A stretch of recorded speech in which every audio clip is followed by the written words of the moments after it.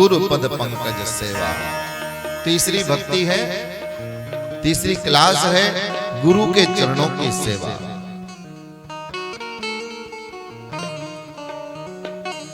निश्चल निष्कपट होकर के गुरु संत जहां से हमें कुछ शिक्षा मिल रही है, उस अच्छी शिक्षा को अपने जीवन में ग्रहण करना। गुरु जो मंत्र बताते हैं, मंत्र जाप मम दृढ़ विश्वासा। जो मंत्र बताएं, बहुत सारे लोग तो मंत्र भूल ही जाते हैं। गुरु जी ने क्या बताया था हम तो भूल ही गए। अरे भैया ये भूलने की चीज नहीं है, ये हीरा है।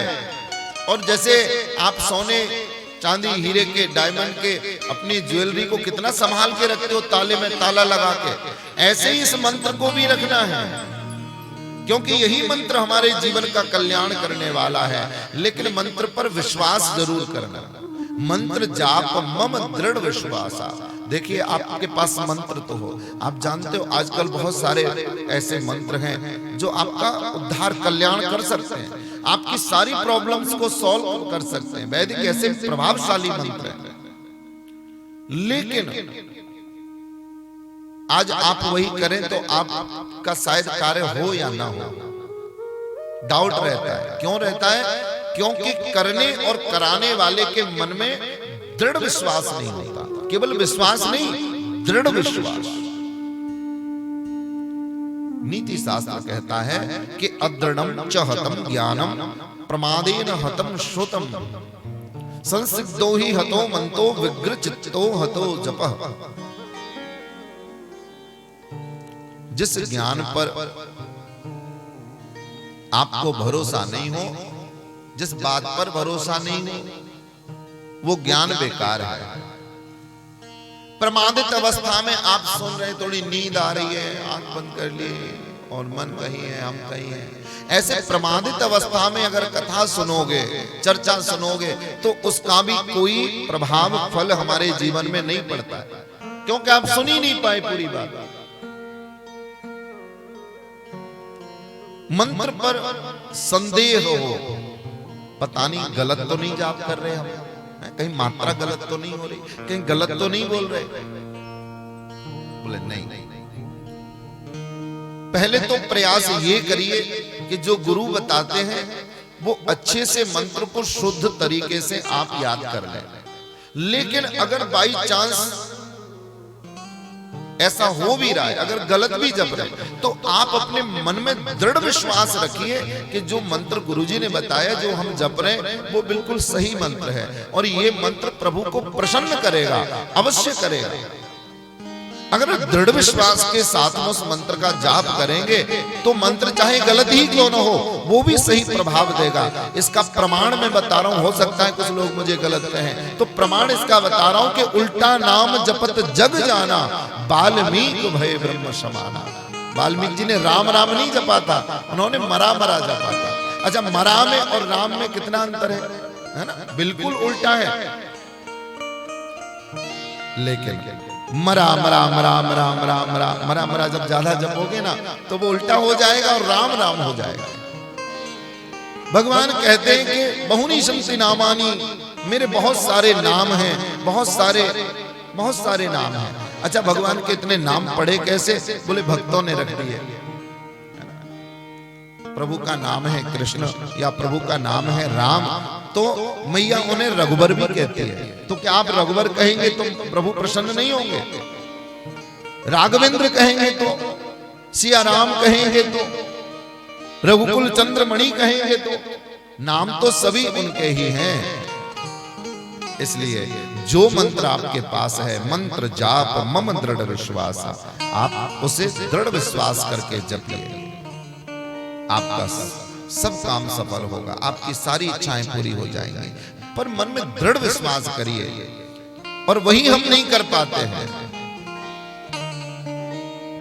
हमने अपने जीवन में इतने तीर्थ किए, इतने व्रत किए, इतने जाप किए, इतना दान किया, इतना पुण्य किया, इतना सब करने के बाद में तो महाराज मनुष्य देवत्व को प्राप्त हो जाता है। लेकिन हम यहीं के यहीं दुखी, चिंतित, न हमारे मन से कामनाएं मिटी, न हमारे मन से वासनाएं मिटी, न हमारा हृदय पवित्र हुआ। क्यों नहीं हुआ कुछ? बोले इसलिए नहीं हुआ क्योंकि आपने विश्वास नहीं किया। आप तीर्थ में भी गए, गंगा में भी नहाए, तो नहाते नहाते भी अरे ये तो वही पानी है, गंदे नाले का पानी आ रहा है, फैक्ट्री का पानी आ रहा है और ऐसा आ रहा है। 10 बार बुराई करके आपने बस स्नान कर लिया, आपने उसे जल माना ही नहीं, आपने उसकी दिव्यता को देखा ही नहीं। आपने देखा तो संसारिक नजरों से सिर्फ नदी नालों को देखा, आपने भगवत तत्व को देखा ही नहीं। लेकिन जो श्रद्धा से जाते हैं, भाव से जाते हैं, आज भी गंगा उनके लिए गंगा है। शिव महापुराण में कथा आती है, छोटी सी सुना देता हूं। भगवान भोलेनाथ और माता पार्वती एक बार काशी विश्वनाथ बनारस में परीक्षा लेने आए। बोले लोग गंगा तो बहुत नहाते हैं, पर वास्तव में गंगा कौन नहाता है देखना है। डुबकी लगाने तो बहुत आते हैं। तो एक वृद्ध के रूप में भोलेनाथ रास्ते में पड़ गए,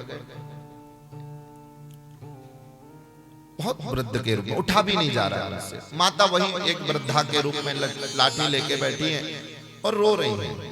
जो भी प्रातःकाल 4 बजे से गंगा स्नान करके आता है, उसी से कहती है भैया तुम मेरे पति को उठा दो, इनसे खड़ा नहीं हुआ जा रहा, जरा उठा दो। जैसे वो हाथ बढ़ाता तो कहती देखो अगर एक भी पाप तुमने किया हो या एक भी पाप तुम्हारे सिर पर होगा तो उठाना मत, वरना तुम्हारी हानि हो जाएगी। वो व्यक्ति डर जाता, बोले अरे पाप तो बहुत किए हमने पाप तो बहुत किए। सुबह से दोपहर हो गई, हजारों लोग निकल गए, लेकिन किसी ने भी भोलेनाथ को हाथ पकड़ के नहीं उठाया। बोलो जय श्री राम। किसी ने नहीं उठाया। बहुत देर बाद एक वृद्ध बुजुर्ग गंगा स्नान करके आए। उनका नियम था, वो रोज गंगा स्नान करते। आज भी इतने भक्त हैं, लाखों भक्त ऐसे जो डेली स्नान करते हैं। वृंदावन जाइए, इतने भक्त हैं, प्रातःकाल डेली यमुना नहाएंगे। वो बुजुर्ग डंडा टेकते टेकते आए। मैया ने उनसे भी कहा रे भगत जी मेरे पति को उठा दीजिए, इनसे चला नहीं जा रहा है। उठाने लगे तो बोले देखो अगर आपके सिर पे एक भी पाप हो तो हाथ मत लगाना, वरना सिर फट जाएगा। वो बहुत जोर से हंसा, बोले अरे मैया मैं अभी अभी गंगा स्नान करके आया हूं, और गंगा स्नान करने के बाद में भी क्या मेरे सिर पे कोई पाप बैठा रह सकता है? मेरे सिर पे तो कोई पाप है ही नहीं, क्योंकि गंगा स्नान करके आ रहा हूं अभी अभी। और हाथ लगा करके भोलेनाथ को उठा दिया। जय श्री राम। भगवती जगत जननी जगदम्बा ने, भोलेनाथ ने उसे साक्षात रूप में दर्शन दिए। चरणों में गिर गया, प्रभु बहुत गंगा नहाई पर आज गंगेश्वर के दर्शन हो गए। भगवान मुस्कुराते हैं, कहते हैं देखो देवी लाखों लोग गंगा नहाते हैं, लेकिन गंगा से पूरी तरह पवित्र तो कोई हो पाता है जो मन में दृढ़ विश्वास रखता है।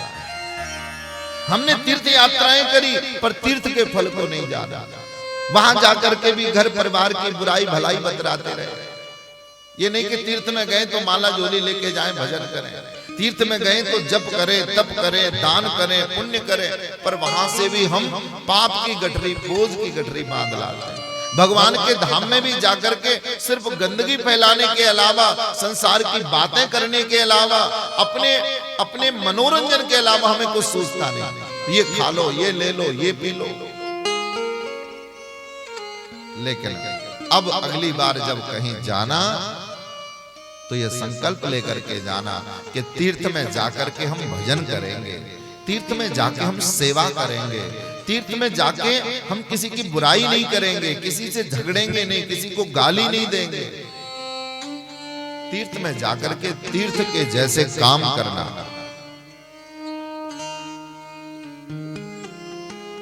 मंत्र जाप मम दृढ़ विश्वासा। भगवान कहते बोले मंत्र पर विश्वास कर लिया तो समझ लेना कि आपकी क्लास आगे बढ़ गई। पंचम भजन जो वेद प्रकाशा, जो वेद जिस परमात्मा का निराकरण करता है, उस सच्चिदानंद भगवान का भजन करना, तो आपकी 6वीं क्लास भी पूर्ण हो जाएगी।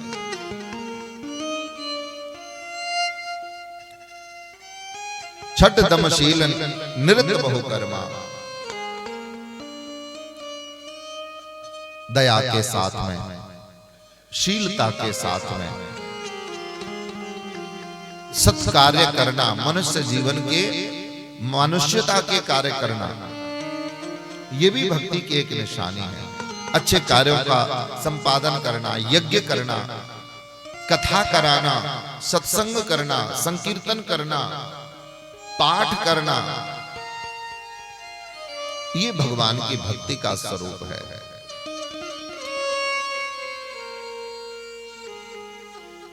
अर्चनम वंदनम दास्यम सख्यम आत्मनिवेदनम। वेद व्यास जी ने जो क्रम बताया ना, वो भी बड़ा विलक्षण है। बोले भगवान की अर्चना करिए, उनकी वंदना करिए और भगवान से संबंध जोड़िए। जय श्री राम। भगवान से संबंध जोड़िए, भगवान को कुछ अपना बना लो। जैसे आपने दुनिया के रिश्तेदार बना रखे हैं, नातेदार बना रखे हैं, ऐसे ही भगवान को भी कुछ अपना बना लो। अपना प्रिय बनाओ, अपना पिता बनाओ, अपना बंधु बनाओ, क्योंकि वास्तव में वो हैं।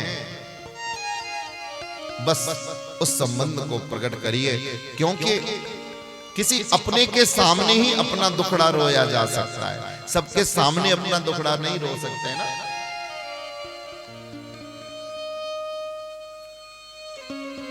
और भगवान के चरणों में प्रार्थना करिए दीन बन करके, प्रभु मुझे बताइए मैं आपके चरणों की कैसे सेवा करूं, कैसे चरणों में आऊं, किस प्रकार से तुम्हारे जाऊं। भक्त भगवान से प्रार्थना करता है।